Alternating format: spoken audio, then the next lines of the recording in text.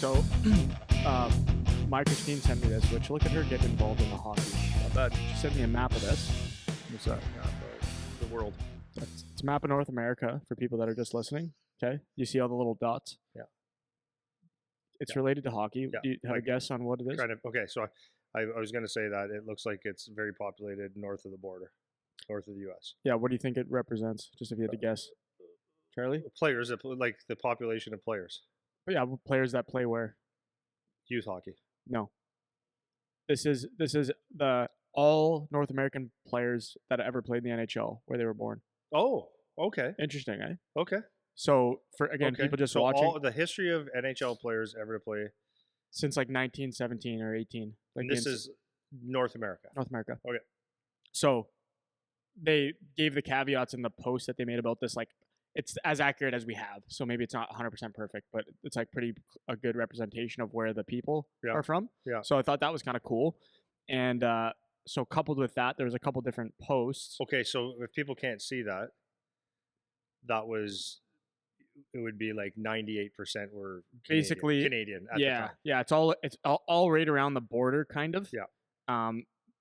Most heavily in Ontario, pretty heavy around like New York, Boston on the state side, and then on the west coast around Edmonton through there, it's a little bit more sporadic. But then everything else is kind of like all over the place. But you got something? No. So then another post with that. So this was a number of players by place. So in Canada, as an example, of this group of players that has ever played in the NHL, they have, and again, this is just from North America, they had 2,398 from just Ontario. Ever to play in the NHL. Yeah. To play in the NHL. Yeah. Yeah, that's what they said. I don't know. 100 and some years. Yeah. So 2,398. Again, like plus, I don't know if this is 100% accurate, but it's close enough, I guess, right? Close. It can't be that off. Right. So, so that's one, which I thought was kind of cool. The next biggest in Canada is Quebec. Yeah.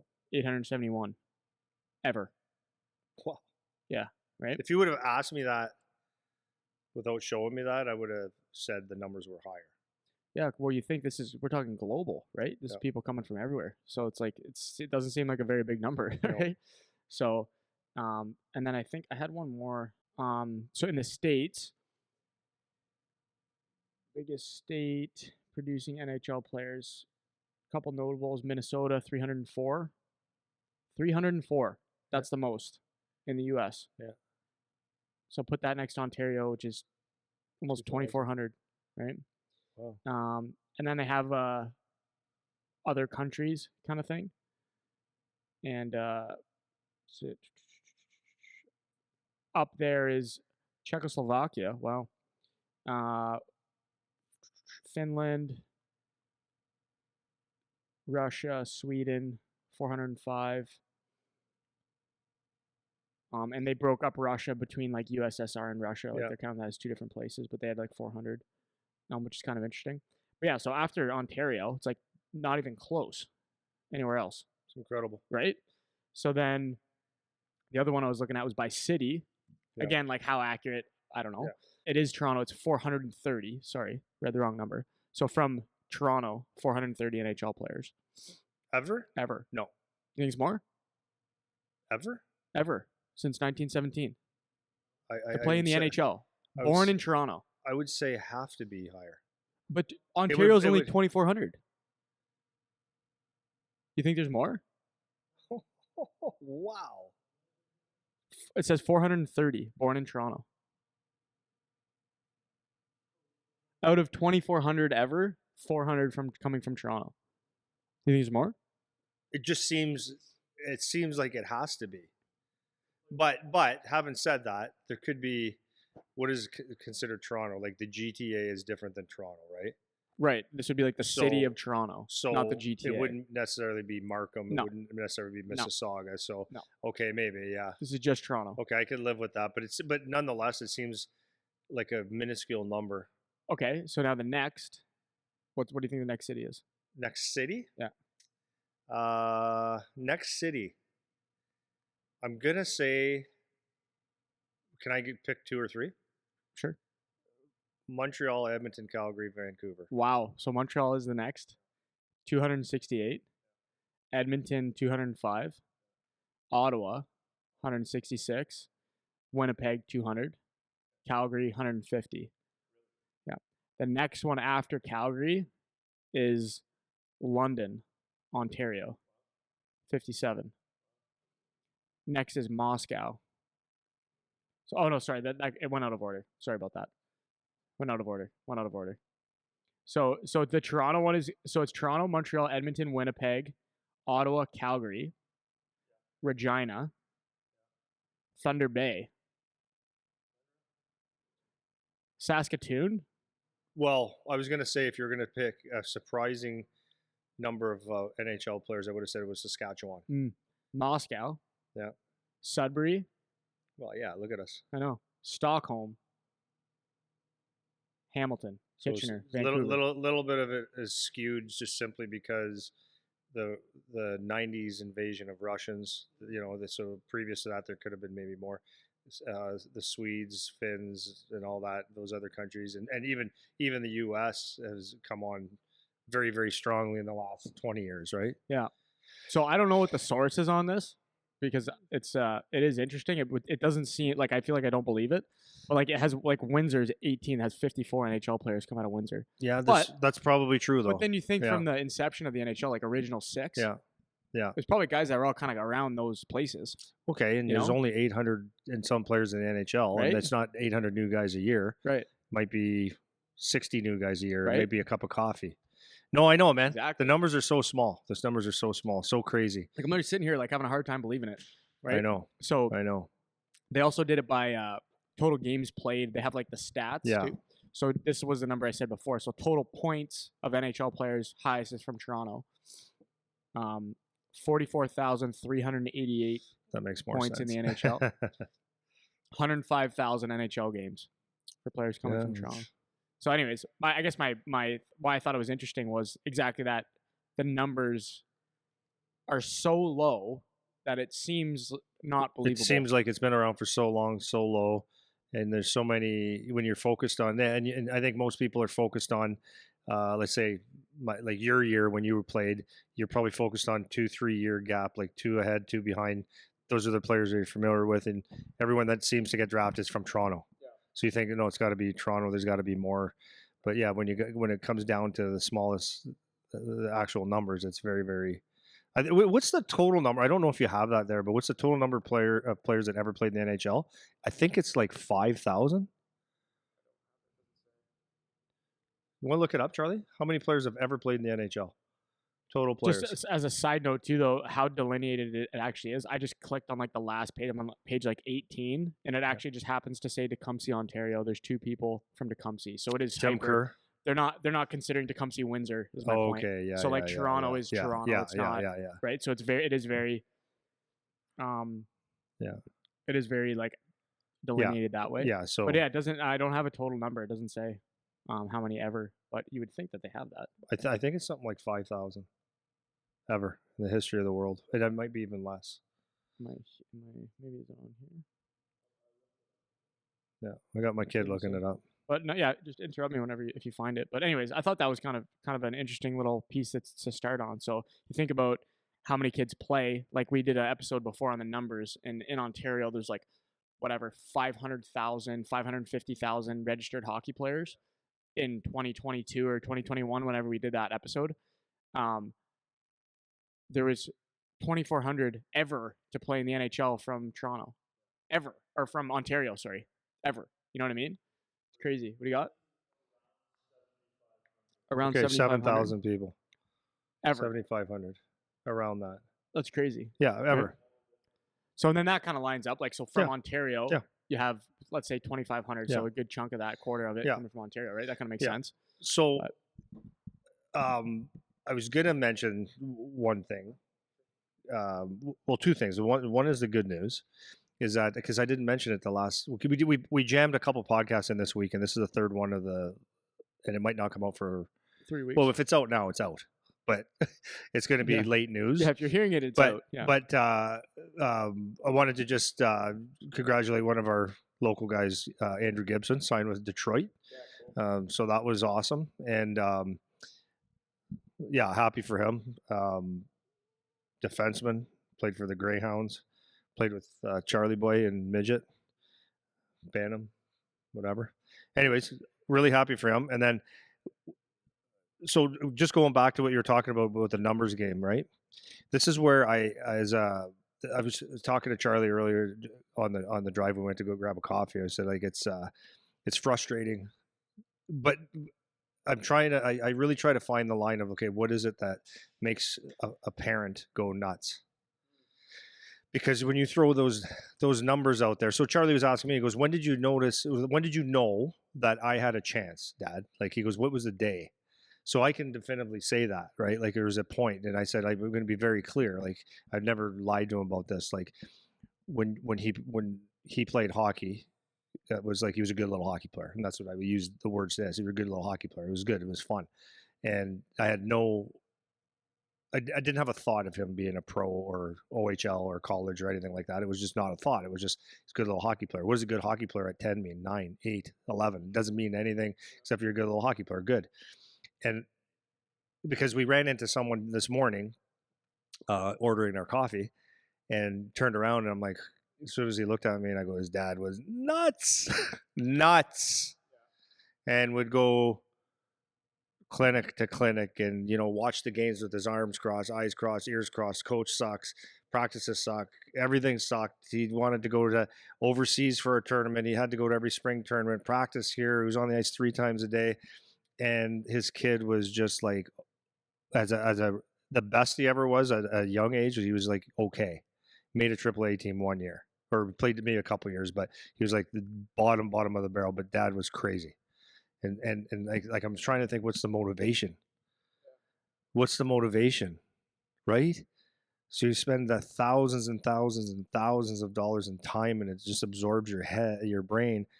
He works construction now, but that's fine. That's awesome. That's what most people are going to do.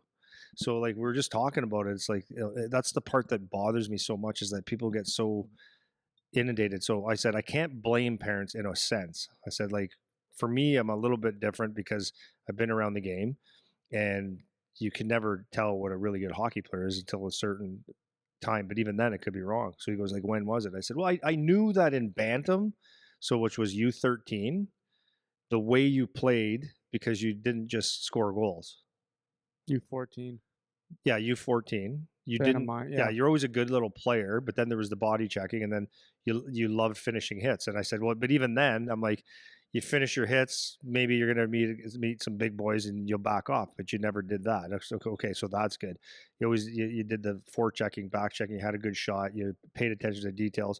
And then there was a point where in that U14 year, I said to my wife, and that's what I tell him. I go, that's when I said, if you continue on that pace, like you could end up 5'9", and all this means nothing. But if he has the foundation to be a player, because he does little things, back check, play his own zone, like he cared about it, that I said the foundation's there. And so that's when I said. So I told my wife at, I think he was 15, 14, 15. I said, if he plays this way and does the right thing and continues to improve, he will have his school paid for. I can pretty much guarantee that. And she goes, really? I said, yeah, that's like, but he has to get better, and he has to love it and all that stuff. So not once did I ever say he's going to play in the NHL, right? But now that he plays in the OHL, he's given himself that opportunity. That you've opened the door to make that happen. So that's the next thinking, right? But I just sit there and I go to the parents, like I go, like, why? It's like, Like, which part? Why about what? I understand. Like, we talk about skill development too. I talked about it with some guys this morning with Greg, right?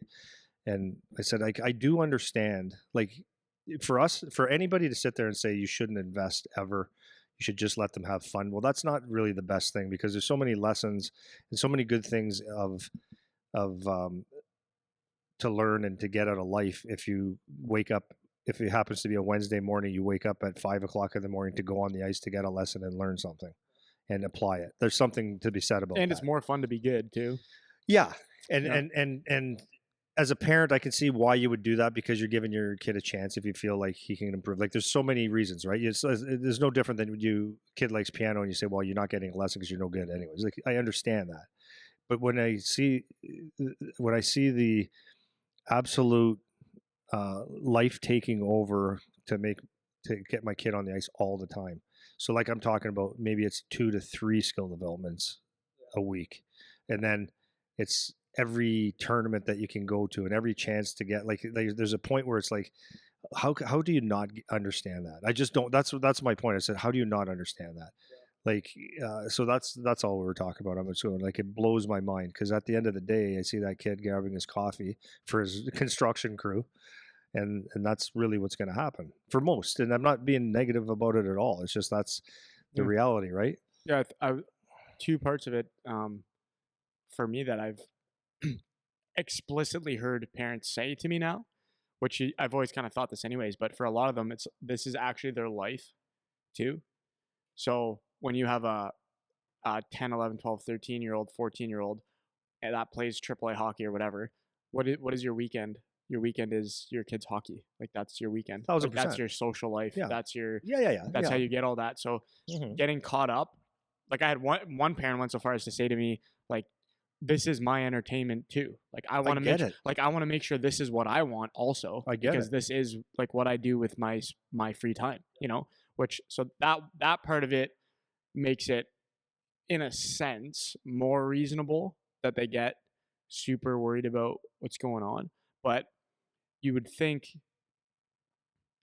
just like the bigger picture stuff, like you'd have some perspective from that, but I mean, I don't know if that's just because you and I have the lens of like being in those other circles where you actually see what it's like. And we do podcasts like this where we read the numbers, and it's just like, I stand by this, man. Like it seems the younger the kids are, the more the crazy or maybe not the younger. It's almost like from 6 until 13.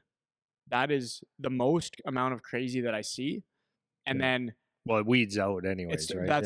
and then it starts to weed out, and it starts to be like, okay, now they're 15 and the kid's not that good.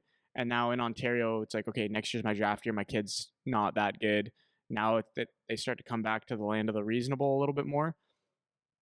And then the draft is the killer here. Like the draft is the one where all of a sudden the crazy people are gone like that. Like the OHL. Overnight. Yeah. It's like overnight. Like they're just, they're gone now. Or they try to hang on to it for one more year or 2 more years. Yeah.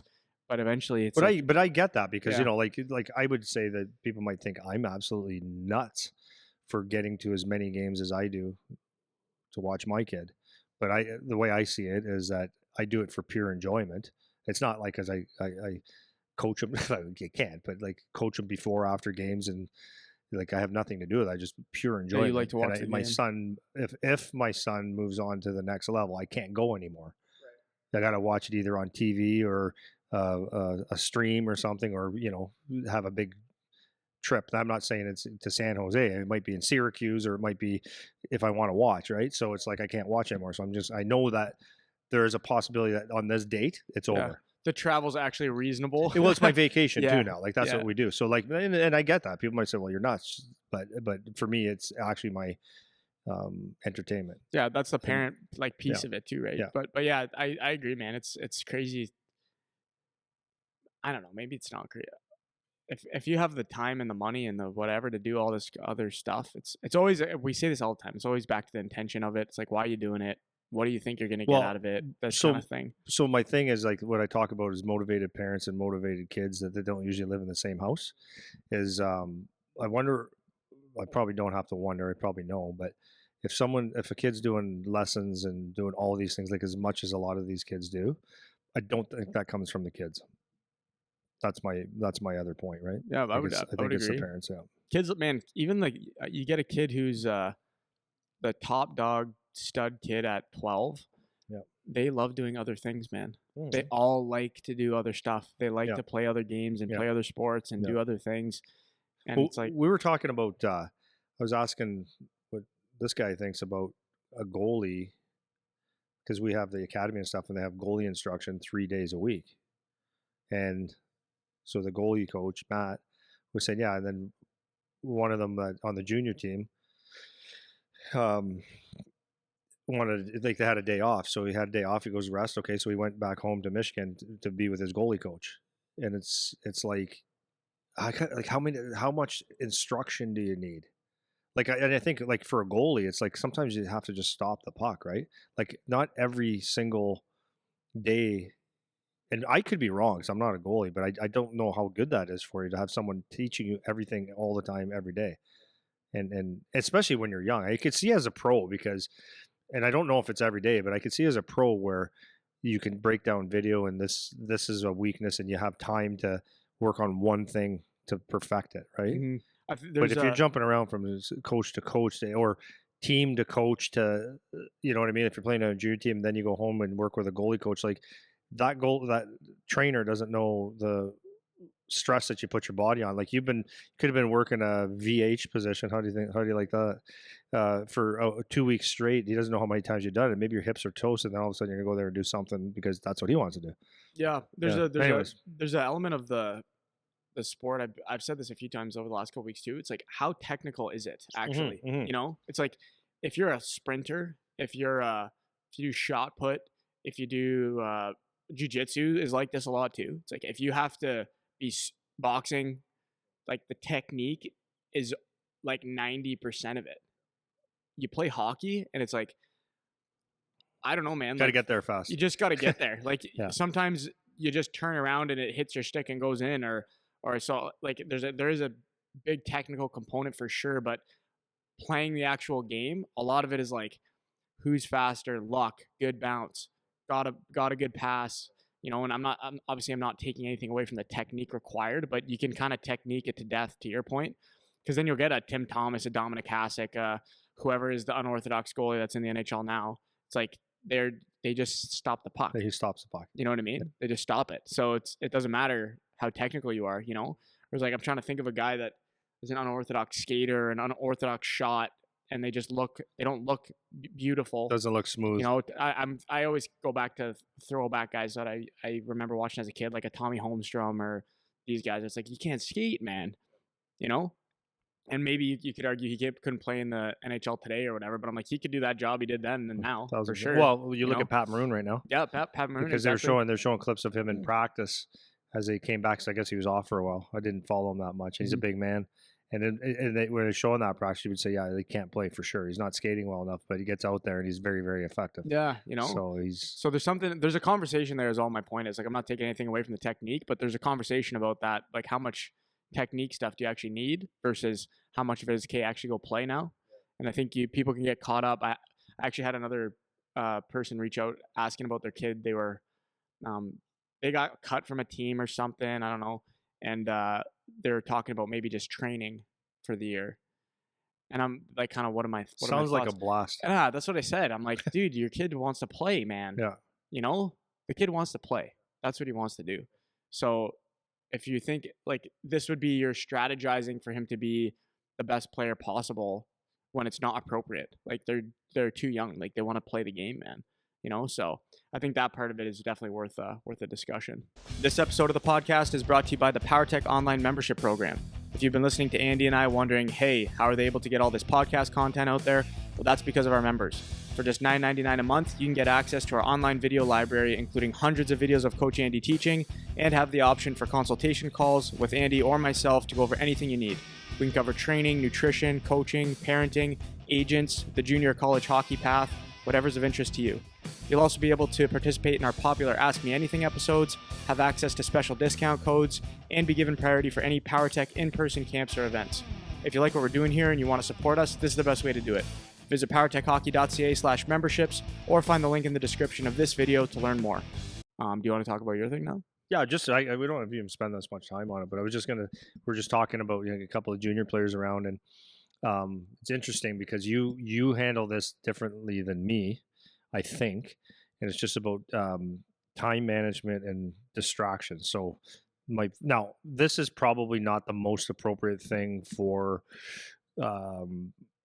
like youth hockey. It's more for kids that are actually, like, maybe I would even say like 16 and up. Maybe I could be wrong, but it's for kids that are in training now. Like they're playing actually probably training, yeah. junior or getting to junior, and up. So the thing is when you come home for the summertime, how do you manage your distractions? Meaning events, parties, friends, versus your training, your rest, recovery, nutrition. So that sounds like it might not be that hard. You just, you make the right decisions, right? Or right, that's Yeah. kind of, you just make Yeah. the right decisions. But what happens is and I would just give maybe a different version of it, is you could have all the intentions in the world, but there's people out there that are time stealers, and there's people out there or things out there that you get attracted to. I'm not talking just women and stuff. I'm talking about like life, because everyone likes to have a good time. Yeah. Yeah. So you could have all the good intentions in the world, and the number one thing is when you come home from your season is, providing that you want to get to a level of hockey, is to make sure that you're recovered first. And what that means is that, yeah, you could have it could be a 2 weeks, 3 weeks, 4 weeks, 6 weeks of letting your body heal and maybe not doing a whole lot. After that, it has to be go time to focus on making yourself better. So does that mean, what does that mean? That means you're going to have to get in shape, you're going to have to eat right and all that kind of stuff. So the problem comes in is uh, it's very innocently you're in your second week of working out, let's say, and you find out that your buddy's coming into town, or you have one of your buddies says, hey, let's go here, or you have a trip here, or whatever, and your mommy says, oh, we're going to here for a week, or and all these things get in the way. And of course, and then sometimes it's great because it's someone that makes you laugh, right? And you can sit there and laugh for 2 hours and waste 2 hours and stuff, and all of a sudden you didn't have a great productive day. So I'm just looking at all these different things that could take your time and would be fun to do, but then maintaining your purpose and getting stuff done. So for the purpose of this conversation, I just want to say, if you come home as a hockey player in the summertime from an OHL team or a pro team, how would you weddings are very popular. That's another, Yeah. there's the one, a lot of the guys would say, I got 8 weddings this summer. And I'm like, for me, I'm like, you can't go. You can't possibly go to 8 weddings. That's 8 weekends. That's every weekend. Well, that's what I'm saying. And sometimes there's 14 invitations. I'm like, so do you make it, for me, that's what I do, is I make my decisions early. It's I can't go unless it's a real special one. But that would be 8 weekends. That would be, recovery time is not even there. Right. So anyways, that's what I'm saying. So how would you go about looking at that summer? Yeah. Or the distractions or whatever. Did you have anything when you said that, how you and I handle things differently or think of things differently? Did you have anything specific you were thinking about saying that? I'm just curious. For me, your initial comment was Eric handles it or thinks of it differently than you. Yeah. That was something you said. Did you have something specific in mind when you said that? I'm just curious, what do you think the difference is between how we would? Okay. So for me, in everything I do, I'm all or nothing. There's no gray area. And that's a fault. Can be. Yes. And for you can look at your little engineer brain and and being organized and say, okay, well, I can design my program till Thursday, and I can take some time off here, and I can make up for it. So for me, I look at my kid or any kid that talks to me, I go, you can't do it.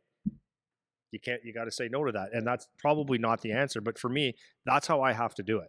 If I'm going to commit to training for the summertime, I don't want to go one place. I want to get to bed at a certain time. And as soon as my wife goes, oh, we're having dinner with these people, I'm like, you ruined my whole summer. Yeah.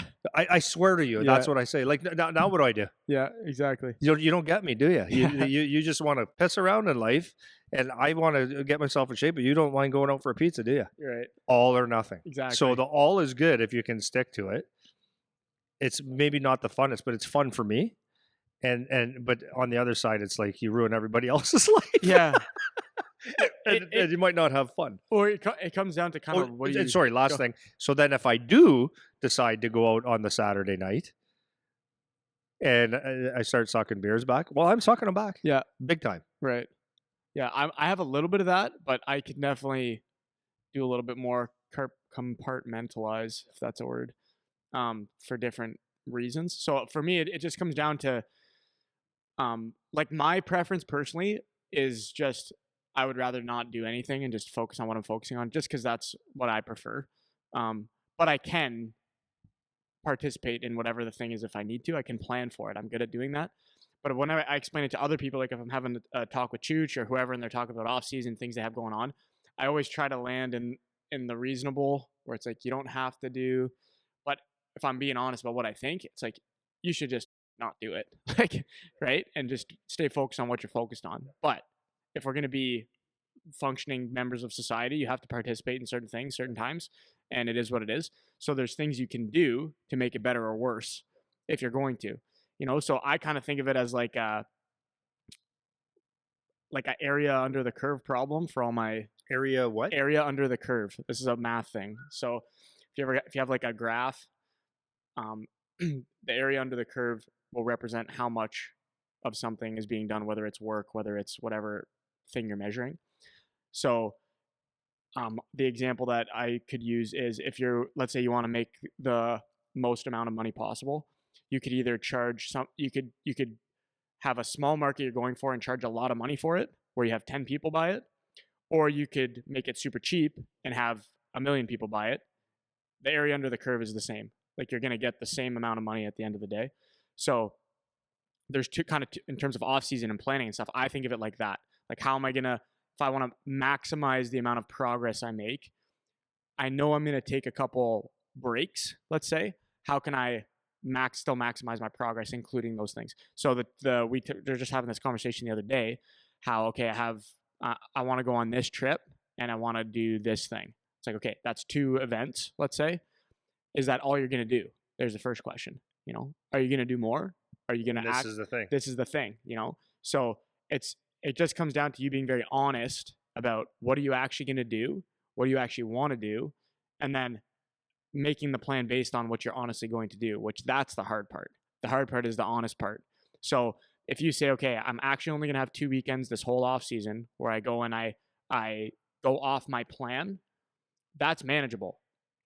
But if you say, I'm going to have 2 weekends and then 3, 4, 5 other weekends slip in there where you're kind of off plan, well, now it's 7 weekends, right? Or it's 5 weekends. That's not 2 anymore, And there's things that can seem harmless that actually are. Like an example that I like just listening to recently with Gary Roberts, he was talking about golf. I was just going to say golf. Right? Yeah. So it seems like the most harmless thing you could do. So you do your skate, you do your workout. It's like, hey, let's go play golf for the rest of the day. It's like, hey, you're in the sun, you're dehydrated, you're walking 20,000 steps.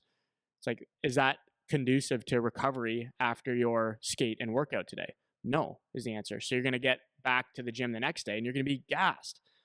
So if you go play golf 30 times a summer, it's like that's 30 days of you not actually optimizing your recovery, right? What are we trying to optimize? So it doesn't just have to be partying or drinking or hanging out with your girlfriend too late or whatever. It doesn't have to be just that. There's these other things. Buddy invites you to go to sushi, and then you eat too much sushi. You thought you wouldn't. You eat too much, and now, I had a workout later. Now my workout was shit because I'm bloated from eating too much sushi. Like these kinds of things, So it's not just the obvious ones. Well, that's what I was going to say. It's not the obvious ones, because you can have the best intentions in the world for sure, and then your best bud from a guy that you play with is in town. They just popped in, or a couple guys are in town. We're playing golf. No, you got to come. And it's like, if you didn't book your workout early enough in the morning, or if it pulls you away from something, like all these distractions, right? Yeah. So going to your point, I think that's another thing.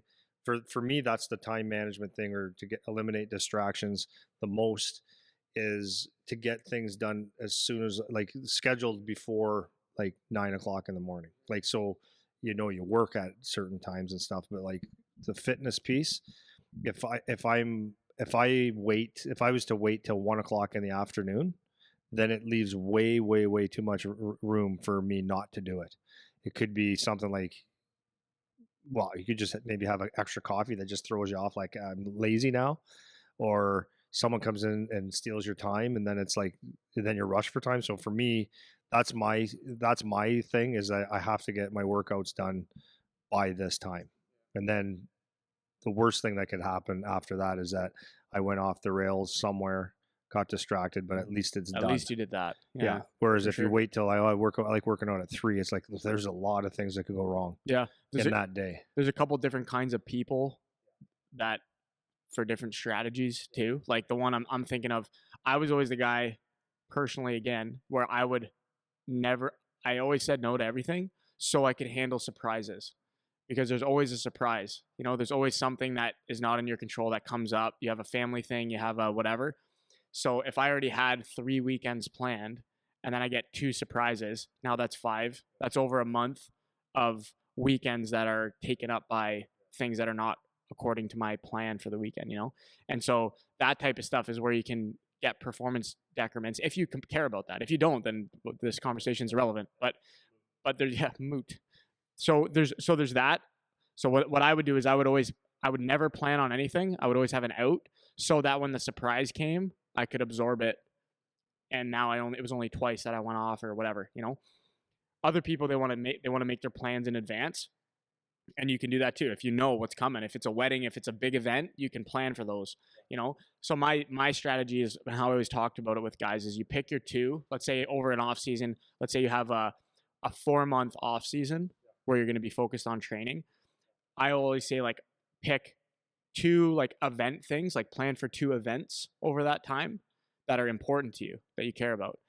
And then you can absorb another like one night each month of something that's not so serious, where it's like you went out for dinner with your family and you wanted to enjoy that meal, or you whatever. So now it's like ends up being more or less one weekend per month where one of the nights you're going off track a bit. That's something you can recover from, and sometimes it might even be good for you, where it's like you get a mental break or whatever, you know. So there's benefits that way. But that's kind of my baseline strategy that I start with when you're starting to try to put a plan together. For most people, what I've found talking to people, very few people are kind of like you and me, where it's like I can just say no, and it's no.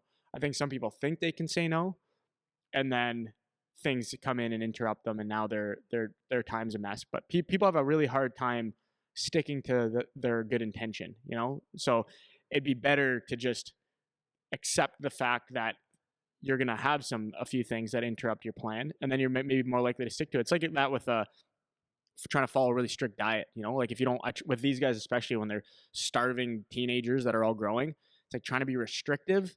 It's like you got to have a little bit of play in the joints with that stuff, which is why I did that last year. I'm gonna do it again this year, where it's like one a month, where it's like you have a night where you want to go eat whatever, then go for it, you know. But you have to deal with the consequence of those decisions, you know. So it's always trade-offs and things that you have to weigh. But the super interesting thing was that golf example that Gary Roberts gave, because it's not the obvious thing. Like going out on a Saturday night, obvious. You have a wedding, obvious. You have a big family event, obvious. You know, these are things that you can make some plans for, but you don't think about the 30 times you went golfing over the last 3 months and how that negatively impacted how you feel the next day, you know?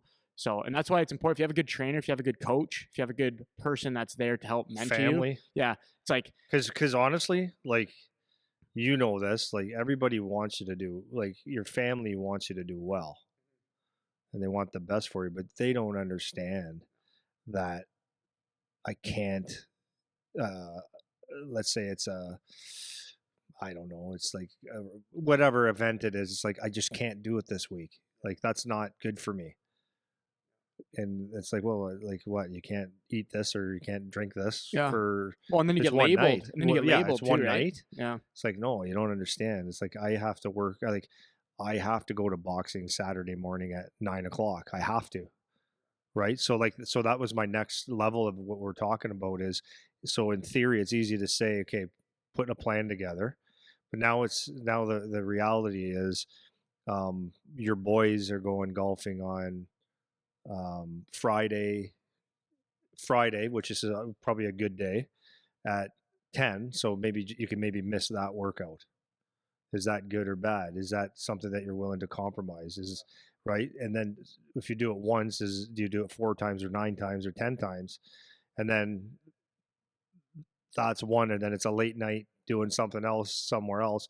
Does that turn into 10 or hanging out with people that you don't necessarily want to hang out with? So yeah, my default is always I say no to everything, and it's easier for me because I do not like events.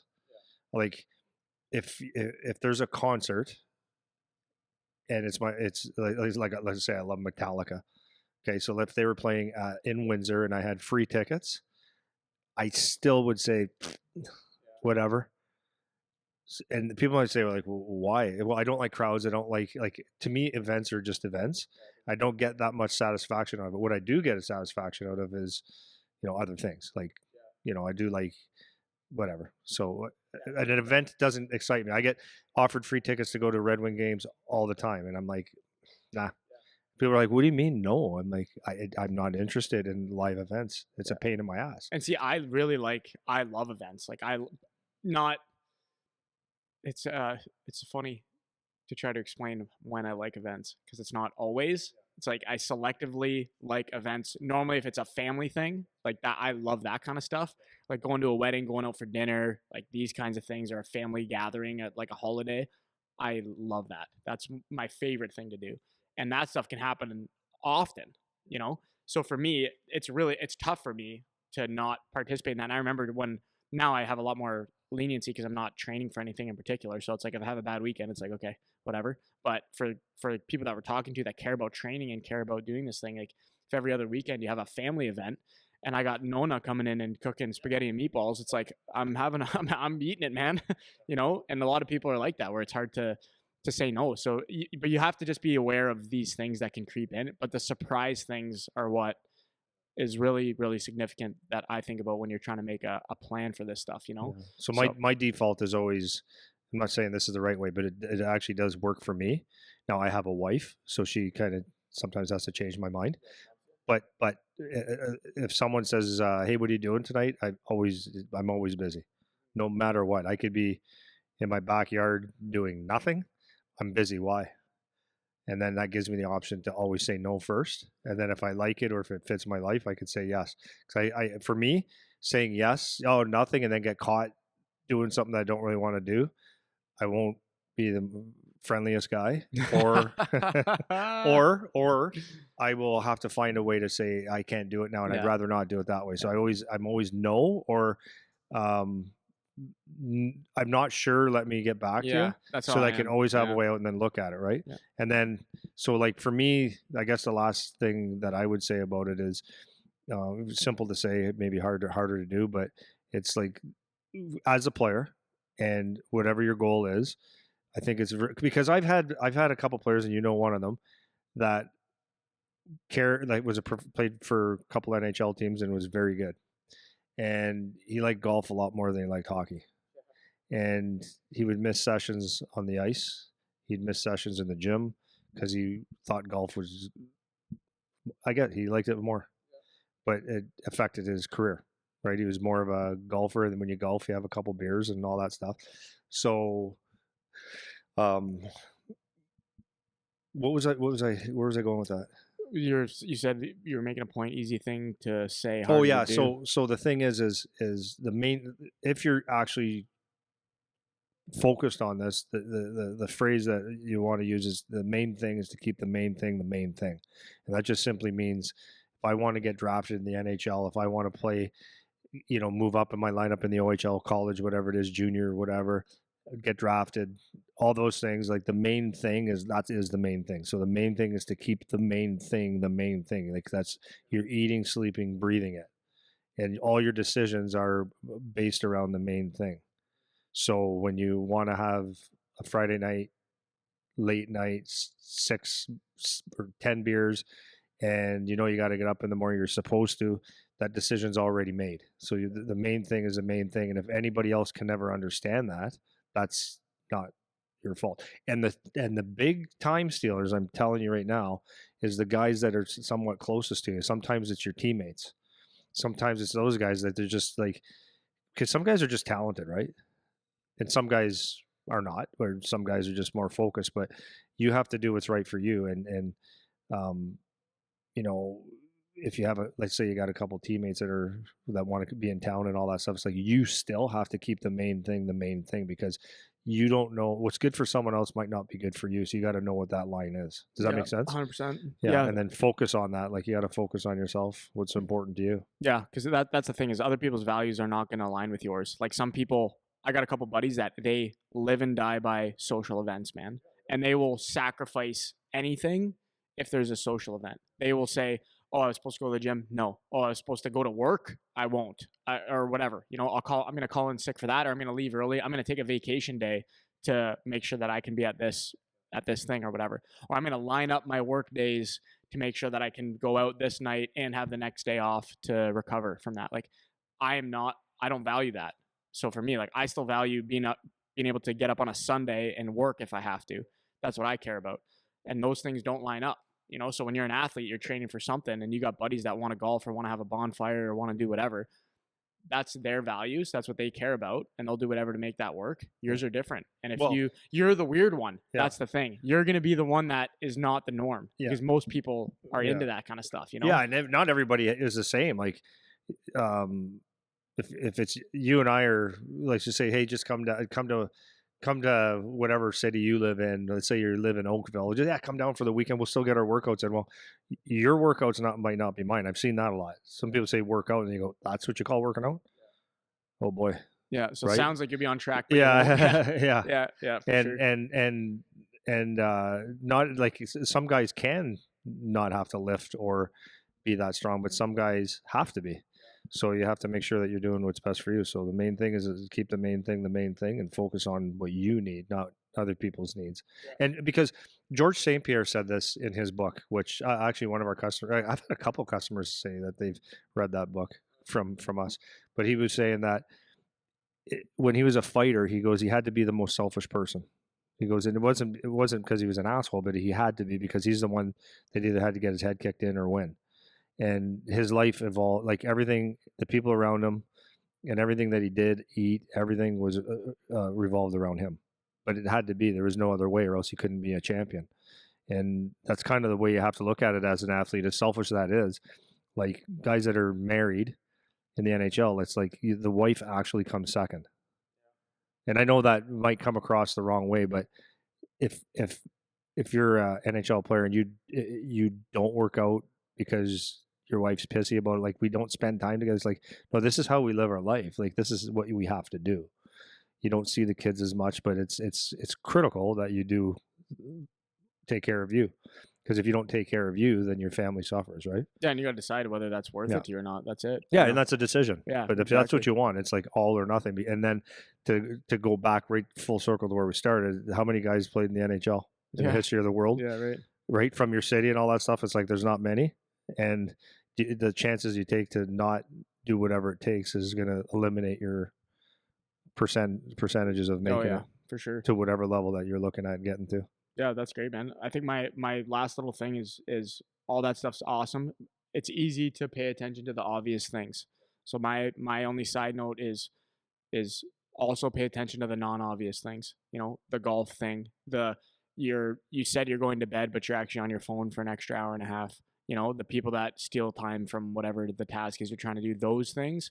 I just want to put a little stamp on that for people as well, because the big ones, that might be a little bit, in a sense, easier to stay away from because it's so obvious why that would be negative.